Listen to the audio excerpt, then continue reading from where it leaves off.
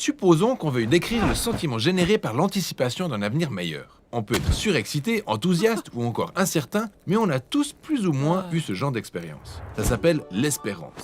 C'est un état d'anticipation essentiel à une existence humaine saine et un concept qui revêt un caractère très important dans la Bible. En fait, il existe beaucoup de mots pour espérance dans les langues antiques de la Bible, et ils sont tous fascinants. Dans l'Ancien Testament, il y a deux principaux termes hébreux traduits par espérance.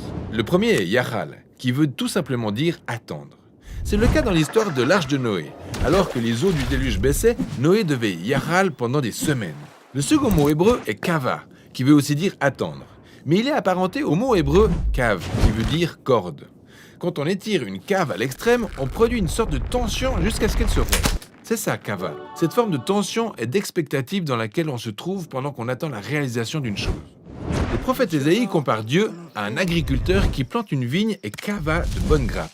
Et le prophète Michée parle d'agriculteurs qui à la fois kava et yaral que la rosée du matin arrose la terre. Donc dans l'hébreu biblique, l'espérance est liée à l'attente ou à une grande expectative. Mais attendre quoi ? Au temps des prophètes d'Israël, alors que la nation sombrait dans l'autodestruction, Ésaïe a dit « Je cava à l'Éternel, qui cache sa face à la maison de Jacob. Je place en lui ma confiance. » Le seul espoir qu'Ésaïe avait en ces jours sombres était Dieu lui-même. On trouve cette même notion d'espérance partout dans le livre des psaumes, où ce terme apparaît plus de 40 fois.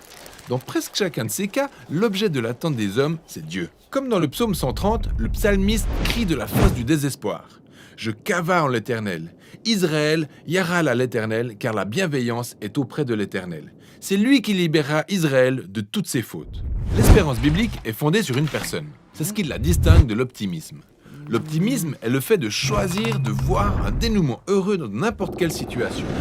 Mais l'espérance biblique ne repose pas sur les circonstances. En fait, dans la Bible, les gens qui espèrent reconnaissent généralement qu'il n'y a aucune lueur d'espoir, mais font quand même le choix d'espérer.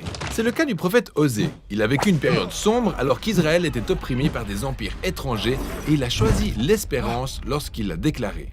Dieu est capable de transformer cette vallée de troubles en une porte d'espérance, comme au jour où Israël remonta du pays d'Égypte. Dieu avait surpris son peuple en le délivrant au temps de l'Exode et il était encore capable de le faire. Donc c'est la fidélité que Dieu a manifestée par le passé qui nourrit l'espérance en l'avenir. On se projette dans le futur en regardant au passé, en faisant confiance uniquement au caractère de Dieu, comme le psalmiste au psaume 39 qui dit « Maintenant Seigneur, que puis-je cava ? C'est toi que je yaral. » Dans le Nouveau Testament, les premiers disciples de Jésus ont cultivé cette même façon d'espérer. Ils avaient la conviction que la vie, la mort et la résurrection de Jésus étaient la réponse inattendue de Dieu au joug du mal et de la mort auquel nous étions soumis. La tombe vide ouvrait la porte à une nouvelle espérance. Et ils ont utilisé le mot grec « elpis » pour décrire cette expectative. L'apôtre Pierre a affirmé que la résurrection de Jésus avait suscité une espérance vivante que les gens puissent renaître pour devenir une nouvelle et différente race humaine. À plus d'une reprise, l'apôtre Paul déclare que la bonne nouvelle au sujet de Jésus annonce l'elpis de la gloire. Dans les deux cas, cet elpis est fondé sur une personne, le Jésus ressuscité qui a vaincu la mort. Et cette espérance ne se limitait pas aux hommes. Les apôtres étaient convaincus que ce qui était arrivé à Jésus lors de la résurrection était un avant-goût du plan de Dieu pour l'univers tout entier. Selon les mots de Paul, c'est une espérance selon laquelle la création elle-même sera délivrée de l'esclavage, de la corruption et jouira de la liberté lorsque les enfants de Dieu seront glorifiés.